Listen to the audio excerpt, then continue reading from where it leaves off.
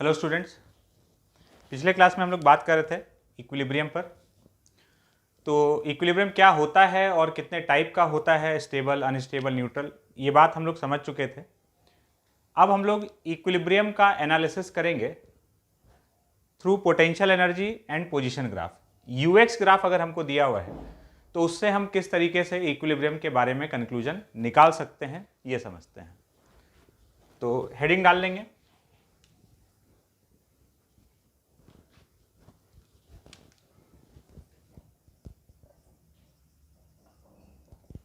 Analysis of equilibrium from UX graph, मतलब potential energy और position का जो ग्राफ है। तो देखते हैं, under the action of one dimensional conservative force, under the action of one dimensional conservative force, force can be written as F equals to minus of du by dx। अगर किसी particle पर एक force act कर रहा है, एक conservative force, और वो भी वन डायमेंशनल, तो अगर वन डायमेंशनल कंजर्वेटिव फोर्स है तो हम लोग F को minus D U by D x लिख सकते हैं। फॉर इक्विलिब्रियम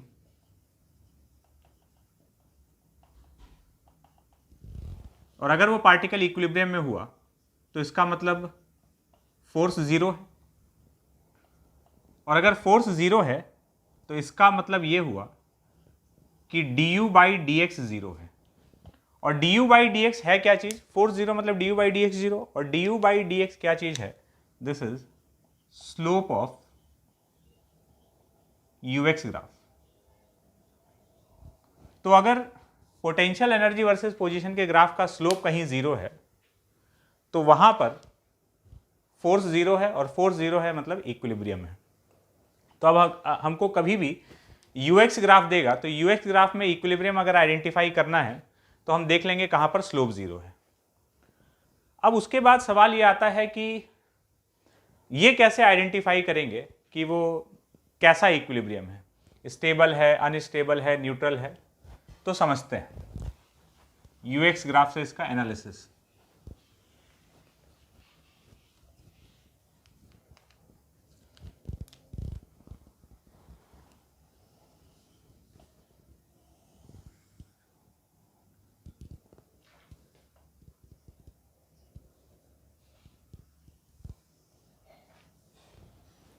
सपोज इस टाइप का एक यूएक्स ग्राफ है। अब समझते हैं इक्विलिब्रियम और स्टेबल, अनस्टेबल, न्यूट्रल कैसे आइडेंटिफाई कर सकते हैं हम लोग। सबसे पहले ये वाला जो पॉइंट है, वैसे देखने में ये मिनिमा वाला पॉइंट दिख रहा है ग्राफ के हिसाब से, इस जगह पर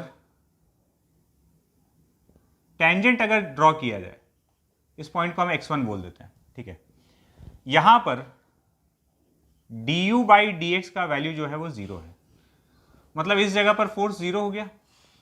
तो ये वाला पॉइंट, इस जगह पर स्लोप जीरो है मतलब फोर्स जीरो।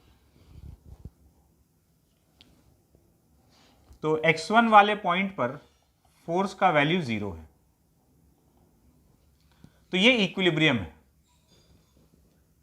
अब अगर कोई पूछे कि ये कैसा इक्विलिब्रियम है, तो इक्विलिब्रियम का टाइप चेक करना है तो हम लोग क्या करते हैं, हम लोग पार्टिकल को थोड़ा सा डिस्टर्ब करके देखते हैं, उसको डिस्प्लेस करके देखते हैं कि क्या होता है।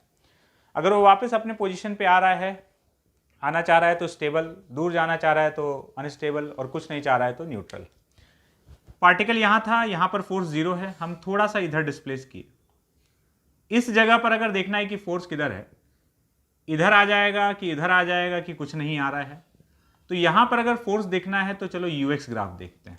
हमको एक चीज पता है कि फोर्स का वैल्यू क्या होगा, minus of D U by D x. तो x के किसी भी पॉइंट पे फोर्स देखना है ना, तो वहां पर ux ग्राफ का स्लोप देखो, और स्लोप का जो नेगेटिव है वही फोर्स देगा। तो हम यहां खिसकाए, यहां पर देखते हैं कि स्लोप के साथ क्या हो रहा है। तो हम इस जगह पर ग्राफ को देखें,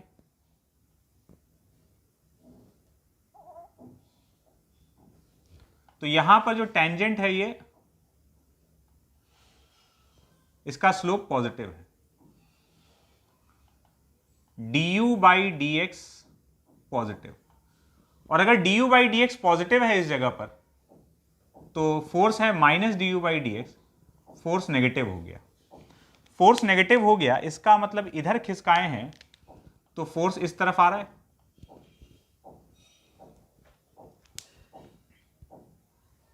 अब एक काम करते हैं, थोड़ा सा इधर लाकर देखते हैं।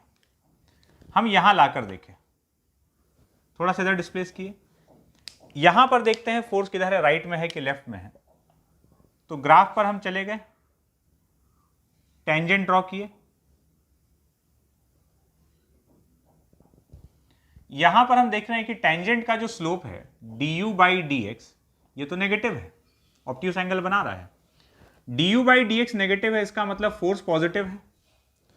फोर्स पॉजिटिव है तो इस तरफ, तो इक्विलिब्रियम वाले पॉइंट पर यहां फोर्स जीरो था, ठीक है, इस जगह पर फोर्स जीरो था। राइट में खिसका रहे हैं तो लेफ्ट में फोर्स आ रहा है, लेफ्ट में खिसका रहे हैं तो राइट में आ रहा है, मतलब हर बार इक्विलिब्रियम के पॉइंट की तरफ फोर्स आ रहा है। तो ये कैसा इक्विलिब्रियम हो गया, स्टेबल, ठीक है। यहां पर ये वाला स्टेबल इक्विलिब्रियम हो गया। उसके बाद चलते हैं आगे, ये पॉइंट देखो, इस पॉइंट पर भी हम लोग को दिख रहा है कि यहां पर, इसको हम लोग बोल देते हैं x2, तो यहां पर भी du बाई डी एक्स का वैल्यू तो जीरो है,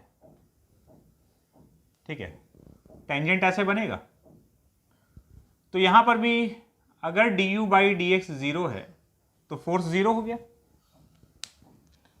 x2 भी इक्विलिब्रियम वाला पॉइंट है। कैसा इक्विलिब्रियम है ये चेक करने के लिए हम यहां से पार्टिकल को थोड़ा सा डिस्टर्ब करके देखते हैं।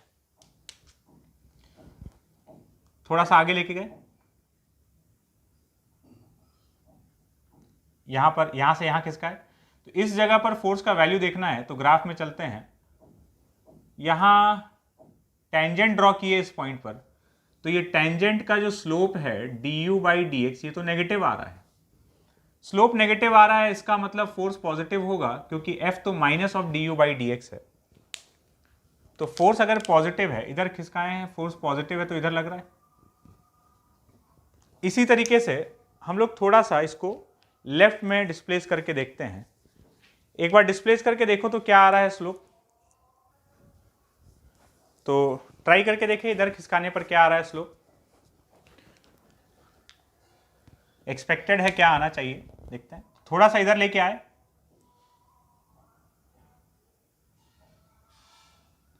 यहां पर टेंजेंट ड्रॉ किए,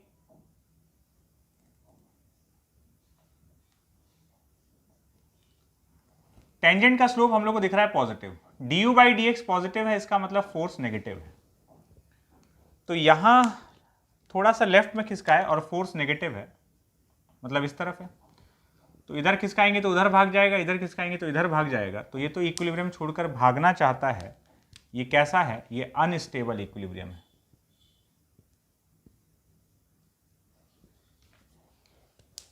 आगे चलते हैं, यहां ये पूरा लाइन फ्लैट हो गया। कोई भी एक पॉइंट कंसिडर करें, हम एक पॉइंट कंसिडर कर रहे हैं, लेट्स से x3। x3 पर अभी तो स्ट्रेट लाइन है, खुद ही टेंजेंट हो गया है ना, मतलब यहां पर इस स्ट्रेट लाइन का स्लोप क्या है, जीरो। तो x3 पर फोर्स जो है वो जीरो है, ठीक है। थोड़ा सा यहां से डिस्प्लेस करके देखें, यहां आगे लेके जाते हैं, क्या हो रहा है, जरा सा डिस्प्लेस किए, तो यहां पर भी हमको स्लोप जीरो मिला, यहां पर भी जीरो ही है। तो इस जगह पर लाने पर भी फोर्स 0 है। थोड़ा सा पीछे खिसका दें, यहां पर ले आए, थोड़ा सा पीछे की तरफ खिसका दिए, इस जगह पर देखेंगे तो यहां पर भी स्लोप 0 ही दिख रहा है, तो यहां पर भी फोर्स का वैल्यू 0। तो यहां पर भी वही चीज है, du/dx का वैल्यू 0। तो यहां थोड़ा सा आगे खिसकाए तब भी स्लोप 0 है, मतलब फोर्स 0 हो गया, पीछे खिसकाने पर भी फोर्स 0 हो गया। तो ना तो ये दूर भागना चाह रहा है ना वापस आना चाह रहा है, तो ये कैसा हो गया, न्यूट्रल इक्विलिब्रियम।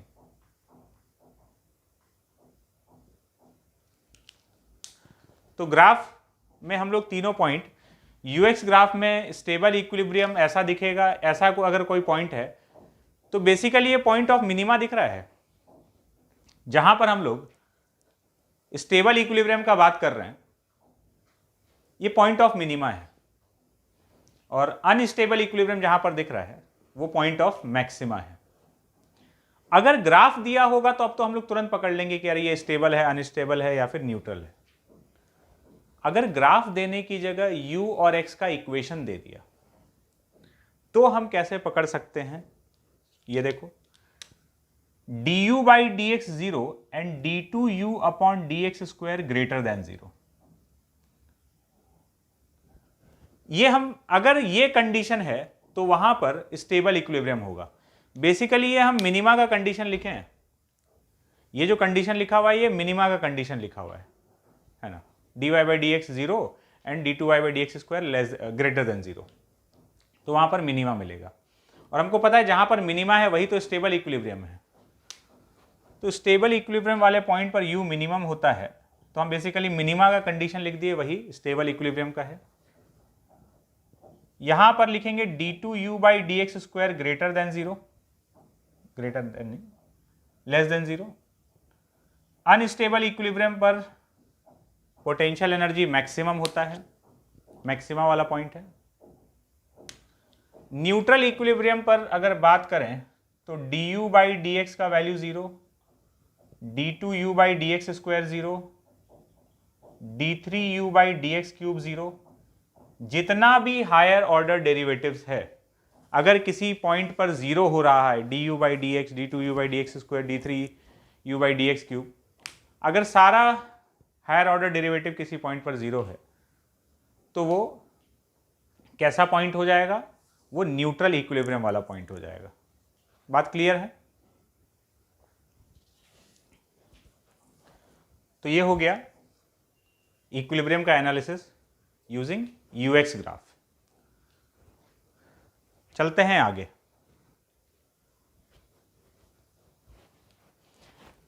स्टेबल इक्विलिब्रियम का एक प्रॉपर्टी होता है, थोड़ा सा ये बात कर लेते हैं फिर आगे चलते हैं। जैसे स्टेबल इक्विलिब्रियम में देख रहे हो कि यहां पर स्टेबल इक्विलिब्रियम में से अगर किसी को डिस्टर्ब किया जा रहा है, यहां पे फोर्स 0 था, किसी को डिस्टर्ब कर रहे हैं, तो यहां पर एक रीस्टोरिंग फोर्स डेवलप होता है। रीस्टोरिंग फोर्स का क्या मतलब है, एक ऐसा फोर्स जो हमेशा उसको इक्विलिब्रियम की तरफ लाने का कोशिश कर रहा है। इधर खिसकाए तो इधर फोर्स लगा, इधर खिसकाए तो इधर, ये उसका ओरिजिनल पोजीशन रीस्टोर कराने का कोशिश कर रहा है, वापस गेन कराने का कोशिश कर रहा है, तो इसको हम लोग रीस्टोरिंग फोर्स बोलते हैं। तो अब होगा क्या, इस रीस्टोरिंग फोर्स की वजह से अगर तुम किसी पार्टिकल को उसके स्टेबल इक्विलिब्रियम वाले पोजीशन से डिस्टर्ब कर दोगे, है ना, तो वो वहां पर ऑसिलेशन स्टार्ट कर देगा, ऑसिलेटरी मोशन। अगर हम इसको यहां से थोड़ा सा ऐसे डिस्प्लेस करके छोड़ दें तो ये फोर्स लग रहा है, देखना क्या होगा। ये पॉइंट है इक्विलिब्रियम का, स्टेबल इक्विलिब्रियम है, इधर खिसकाए तो फोर्स इधर आया, ये इसको एक्सेलरेट कराते रहेगा यहां तक, जब तक यहां नहीं पहुंच जाता फोर्स इधर है, एक्सेलरेशन इधर है, यहां पहुंचते पहुंचते तक ये वेलोसिटी गेन कर चुका होगा। तो ये खिसका के छोड़ेंगे तो वापस जब यहां आएगा तो रुकेगा नहीं, क्योंकि वेलोसिटी आ चुका है, और फिर ये इधर भागेगा इस वेलोसिटी के कारण, और जैसे इधर आया फोर्स इधर लगने लग गया, तो ये रिटार्ड करते करते रेस्ट पे आएगा, यहां रुका, और फिर ये फोर्स इसको इधर लेके जाएगा और यहां पहुंचते तक वेलोसिटी गेन कर लेगा, फिर आगे निकल जाएगा। तो एक बार अगर उसको इक्विलिब्रियम से डिस्टर्ब करके छोड़ोगे तो वो वहां पर ऑसिलेटरी मोशन स्टार्ट कर देगा। और इसका अपने पास कई सारा प्रैक्टिकल एग्जाम्पल है। ये स्प्रिंग ब्लॉक सिस्टम देखो, ये स्टेबल इक्विलिब्रियम में, इसको इधर खिसकाएंगे तो फोर्स इधर आ रहा है, इधर दबाएंगे तो फोर्स इधर आ रहा है। ये वापस अपना इक्विलिब्रियम पोजीशन अटेन करना चाहता है। इसको यहां से थोड़ा सा खींच के छोड़ दो, ऑसिलेटरी मोशन स्टार्ट हो जाएगा। ये पेंडुलम, ये स्टेबल इक्विलिब्रियम में, इसको जरा सा यहां खींच के छोड़ोगे तो ये ऑसिलेटरी मोशन स्टार्ट कर देगा। तो कोई भी पार्टिकल अगर ऑसिलेटरी मोशन करते हुए दिख रहा है, इसका मतलब वो अपने स्टेबल इक्विलिब्रियम के अराउंड ऑसिलेटरी मोशन कर रहा है, वहां से उसको डिस्टर्ब किया गया है। ठीक है, तो ये स्टेबल इक्विलिब्रियम का एक प्रॉपर्टी है। चलते हैं आगे हम लोग।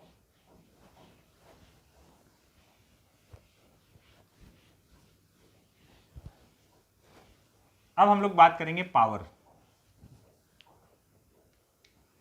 इसको मैकेनिकल पावर भी बोला जा सकता है।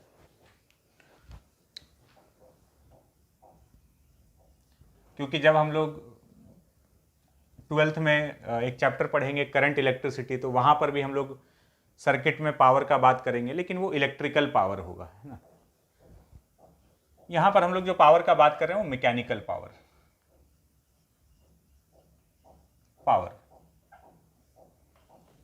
चैप्टर का नाम ही है वर्क पावर एनर्जी। तो वर्क एनर्जी पर हम लोग डिस्कशन कर चुके हैं। अब समझते हैं पावर। पावर क्या है? तो rate of work done is called power.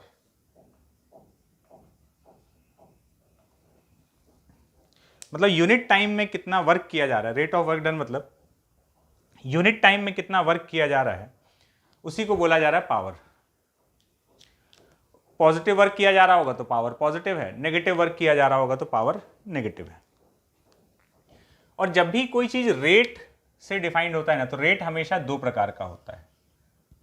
तो पावर भी दो प्रकार का हो गया। ठीक है,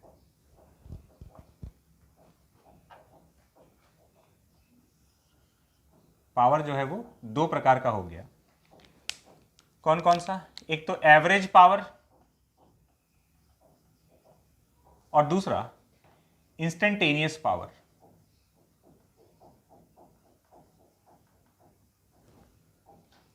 average power and instantaneous power. Average power total work done upon total time. Average power का बात करेगा तो किसी एक ड्यूरेशन का बात चल रहा है ना, कि इतने टाइम में पावर कितना है, तो total work divided by total time. और इंस्टेंटेनियस पावर का बात चल रहा है तो dw बाई dt। यूनिट क्या होगा पावर का? तो देखो, यूनिट जो है वर्क बाई टाइम, तो पावर का जो यूनिट है वो हो गया, वर्क का यूनिट है जूल और टाइम का यूनिट है सेकंड, तो जूल पर सेकंड। इसी को हम लोग वॉट लिखते हैं, है ना। बाजार से बल्ब खरीदने जाते होगे तो कितने वॉट का बल्ब चाहिए, 100 वॉट का, 50 वॉट का। तो पावर का यूनिट वॉट होता है। अब वो कोई सा भी पावर हो, इलेक्ट्रिकल पावर हो, मैकेनिकल पावर हो। तो ऐसा ही यूनिट हो गया जूल पर सेकंड, या उसी को वॉट कहा जाता है। 1 जूल पर सेकंड इज 1 वॉट। मतलब अगर 1 सेकंड में 1 जूल वर्क हो रहा है, 1 सेकंड में अगर 1 जूल वर्क हो रहा है, तो पावर 1 वॉट के बराबर है, या 1 जूल पर सेकंड के बराबर है। अब यहां पर देखो, जो dw है, dw को हम लोग f डॉट ds लिख सकते हैं। अगर dw को हम f डॉट ds लिख सकते हैं तो power is f dot ds, dw को यहां रख दिया f dot ds upon dt, and ds by dt is v। तो पावर का, इंस्टेंटेनियस पावर का एक्सप्रेशन ये भी हो गया f dot v। Instantaneous power dw by dt से भी लिख सकते हो, instantaneous power f dot v से भी लिख सकते हो। ठीक है, ये दोनों फॉर्मूला इसके लिए अपने पास है। अप्लाई करके देखते हैं इसको।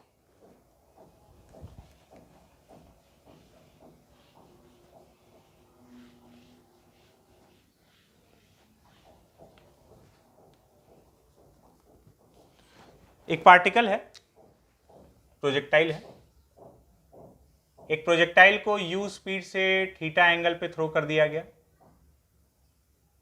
मास है पार्टिकल का m, find power delivered by gravity first at time t, second till time t। एक पार्टिकल को u स्पीड थीटा एंगल से थ्रो कर दिया गया और हम लोग से पूछ रहा है कि ग्रेविटी के द्वारा कितना पावर डिलीवर किया जा रहा है at time t and till time t। At time t मतलब किसी एक इंस्टेंट का बात कर रहा है तो ये इंस्टेंटेनियस पावर का बात हो रहा है, और टिल टाइम t मतलब 0 से लेकर t टाइम तक का अगर बात हो रहा है तो ये एवरेज पावर का बात हो रहा है। इसके लिए अलग से इंस्टेंटेनियस और एवरेज बोलना नहीं पड़ेगा, वो लैंग्वेज ही इस तरह का होगा कि हम लोग को लैंग्वेज पढ़ के समझ में आ जाएगा कि ये इंस्टेंटेनियस का बात कर रहा है या फिर एवरेज पावर का बात कर रहा है। ठीक है, तो सॉल्व करते हैं। देखो, पहले का अगर बात करें, किसी टाइम t पे अगर हमको पावर कैलकुलेट करना है तो पावर को हम लोग dw/dt भी लिख सकते हैं, f.v भी लिख सकते हैं। किसी इंस्टेंट पर इसका वेलोसिटी है v, तो पावर अगर हम f.v से लिख रहे हैं इंस्टेंटेनियस पावर, तो किसी भी इंस्टेंट पर f का वैल्यू क्या है, तो भाई ये तो ग्रेविटी के इन्फ्लुएंस में मूव कर रहा है, एक फोर्स लग रहा है इस पर, वो है mg डाउनवर्ड डायरेक्शन में, तो वेक्टर फॉर्म में लिख लिए f वेक्टर इज -mg(j). और प्रोजेक्टाइल मोशन में किसी भी टाइम पर अगर हमको वेलोसिटी लिखना है तो हम लिख सकते हैं u cos theta i cap plus u sin theta minus gt(j). ये हो गया f, ये हो गया v। तो पावर इज f.v, इन दोनों का डॉट प्रोडक्ट ले लेंगे तो ये हो जाएगा -mg u sin theta minus gt। ये आ गया पावर। मेरे पास दूसरा ऑप्शन भी है dw/dt। ठीक है, कोई बोलेगा सर पावर क्या हम यहां dw/dt से लिख सकते हैं? बिल्कुल लिख सकते हैं। कैसे? तो वर्क को टाइम के फंक्शन में लिख लेते हैं, फिर डिफरेंशिएट कर देंगे। तो मान लेते हैं किसी टाइम t तक इसका हाइट है h हाइट पर ये है, तो वर्क डन बाई ग्रेविटी क्या होगा? Work done by gravity is -mgh। किसी टाइम t पर अगर ये h हाइट पर है तो work done by gravity till that time is -mgh, जिसमें कि h का वैल्यू क्या हो जाएगा? वर्टिकल डिस्प्लेसमेंट है u sin theta t minus half gt²। यह आ गया किसी भी टाइम का h। अब इसको हम लोग डिफरेंशिएट कर देते हैं, तो पावर इज dw/dt, तो ग्रेविटी का वर्क को डिफरेंशिएट कर दिए हम लोग। डिफरेंशिएट करेंगे तो यह आ जाएगा -mg, तो u sin थीटा t का डिफरेंशिएशन 1 और यहां से आ जाएगा gt। देख लो यही चीज आ गया। तो ग्रेविटी के द्वारा जो पावर डिलीवर किया जा रहा है उसको हम लोग इंस्टेंटेनियस पावर लिखना है तो f.v से लिख लिया, dw/dt से भी लिख सकते थे, वो भी लिख लिया।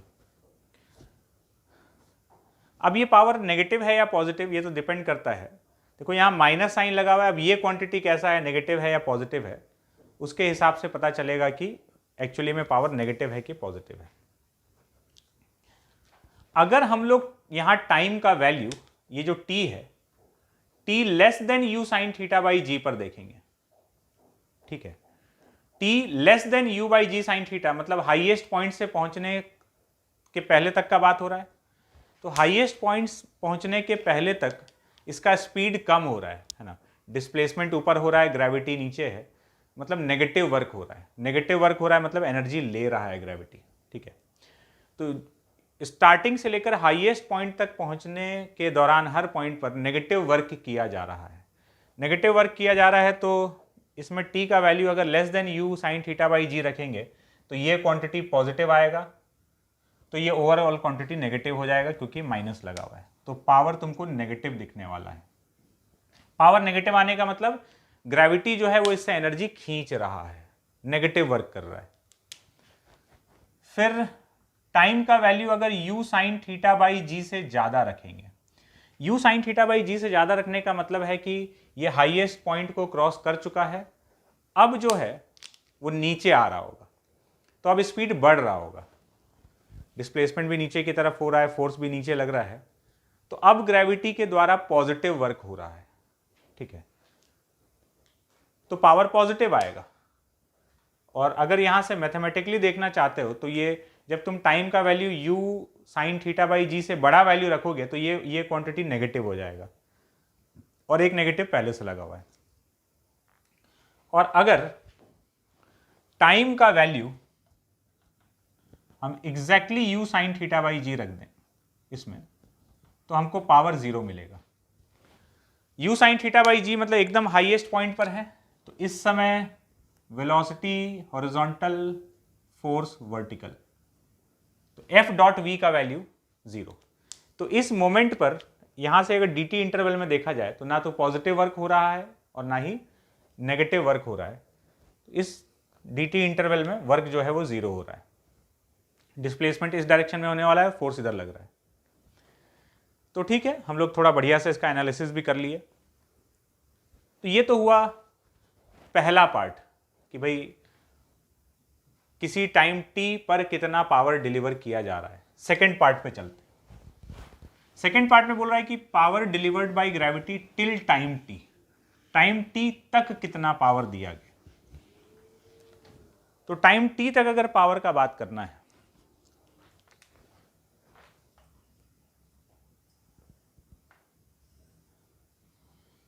मान लेते हैं h हाइट पर है, t टाइम पर, तो एवरेज पावर का बात हो रहा है, तो सीधा सीधा हम लोग work done by gravity total work by total time कर देते हैं। तो ग्रेविटी का वर्क कितना, minus mgh upon T, minus mg, और h का वैल्यू कितना हो जाएगा, तो h का वैल्यू हो जाएगा u sine theta t minus half g t square upon t. तो एवरेज पावर का वैल्यू आ गया minus m g u sine theta minus g t by 2।